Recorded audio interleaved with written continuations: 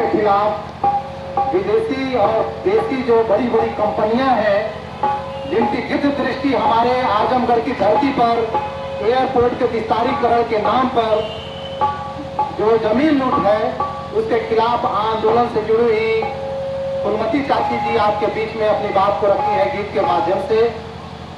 हम राम स्वरूप भारती जी को पुष्पांजलि अर्पित करने के लिए आमंत्रित करता हूं। उनका हार्दिक अभिनंदन करते हैं। रामधनी मौर्या जी, तमाम लोग यहाँ पे गणमान्य लोग हैं। दोस्तों, जिस गीत को फूलमती चाची कर रही थी, गा रही थी, हम लोग एक विषय रखे हैं आज के दिन। किसान मजदूर विरोधी हमारा वह कौन सा सामाजिक ढांचा है जिसमें सावित्रीबाई फूले, ज्योतिबा फूले, डॉक्टर भीमराव अंबेडकर, शहीद आजम भगत सिंह, चंद्रशेखर आजाद, ऐसे तमाम लोग अपने पूरे जीवन को कुर्बान कर देते हैं। जिस अछूतों की बात फूलमती चाची अपने गीत के माध्यम से कर रही थी, वह एक ऐसा किसान मजदूर विरोधी सामाजिक ढांचा है जहां इस देश में इंसान की पहचान किसान और मजदूर के रूप में नहीं, जबकि यह देश को कौन बनाता है? मजदूर और किसान। कौन बनाता है हिंदुस्तान? तो भारत का मजदूर किसान। खेतों में खटते हुए, अनाज को बोते हुए इस पूरे देश का अन्नदाता है किसान। उसकी क्या पहचान होनी चाहिए? किसान की। और सुई से लेकर हवाई जहाज कौन बनाता है? तो मेहनतकश मजदूर, चाहे वो महिला हो चाहे पुरुष हो। तो ये मजदूर और किसान की जो पहचान है, वो हजारों साल से ऊंच नीच की पहचान में कौन बांट दिया? कौन उन्हें अछूत, कौन उन्हें सछूत बना दिया? कौन उन्हें पवित्र, कौन उन्हें अपवित्र बना दिया? यानी कि किसान मजदूर पहचान का विरोधी एक सामाजिक ढांचा आज भी क्यों बना हुआ है? इस सामाजिक ढांचे के विरुद्ध हमारे देश में जब कोई विद्रोह चल रहा था, जिसको कह रहे थे कि जीकों के खिलाफ है, यानी भारत के अंदर सामंती और विदेशी जो ब्रिटिश हुकूमत है, दोनों का मिला जुला एक पाटे में पीसकर हमारा देश करा रहा था। ऐसे समय में मुंडा विद्रोह हुआ, कोल विद्रोह हुआ, संथाल विद्रोह हुआ। बगावते हुए इस देश को मतलब जानवर से भी बदतर जीने के लिए जो लोग मजबूर किए हैं, उसी में अंग्रेज आकर कोड़े खास का काम किए।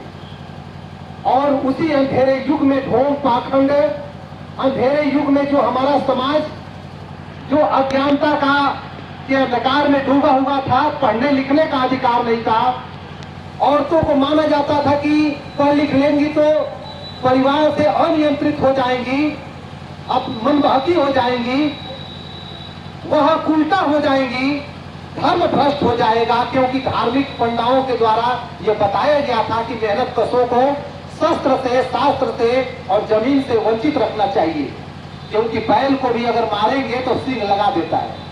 तो उनका पैना भी, लाठी भी खेतों में रखवा लिया जाता था। ऐसे अंधेरे युग में सामाजिक सुधार का काम करना भी कम क्रांतिकारी नहीं था।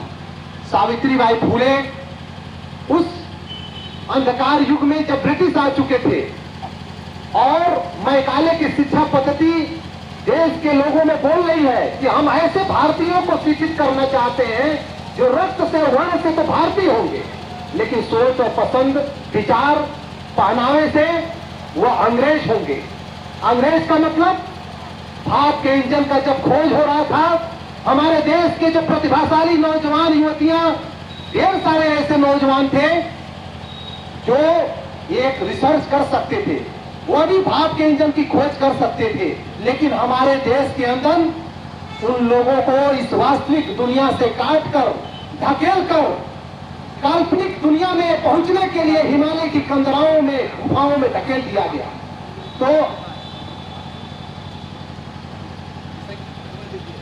तो ऐसे समय में हमारे देश में भारी क्षति हुई उस सामाजिक ढांचे के तहत कि वास्तविक दुनिया से काट कर काल्पनिक दुनिया में धकेल दिया गया।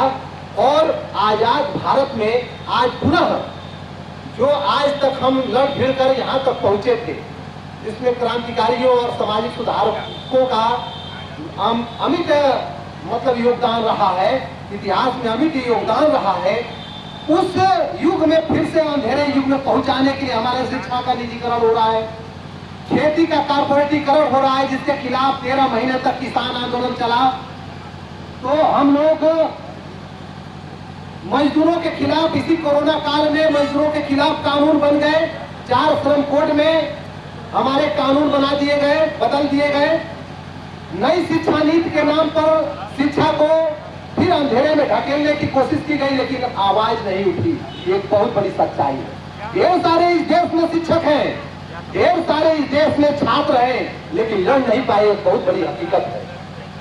मजदूर यूनियनों की संख्या बहुत बड़े पैमाने पे है, लेकिन लड़ नहीं पाए। 4 श्रम कोड बन चुके हैं, लेकिन 3 कृषि काले कानून जब बने तो देश के किसान 13 महीने तक दिल्ली को चारों ओर से घेरे रखे, और उसी के नक्शे कदम पर चलते हुए देश के मजदूर किसान यहाँ पे आए हुए हैं, जो शहीद किसान मोर्चा और जमीन मकान बचाओ से जुड़े हुए हैं, जो 446 दिनों से आंदोलन इस आजमगढ़ की धरती पे कर रहे हैं। लिखित आश्वासन दो, अगर मौखिक आश्वासन दे सकते हो तो लिखित भी दो। तो मैं चाहूंगा कि आंदोलन के अध्यक्ष रामनयन जी को, और भी वक्ता है, लेकिन उनको जरूर सुनना जरूरी है, क्योंकि खिरियाबाग के मैदान में मधुरी एयरपोर्ट से चल के आए हैं। इस मंझारी के इलाके के लोगों को भी वह बताना चाहते हैं कि आप ही के आजमगढ़ की धरती पर वह आंदोलन चल रहा है, और वह दोस्त हैं आपके, दुश्मन नहीं। असली दुश्मनों को पहचानने की जरूरत है। आदरणीय रामनयन यादव जी आमंत्रित।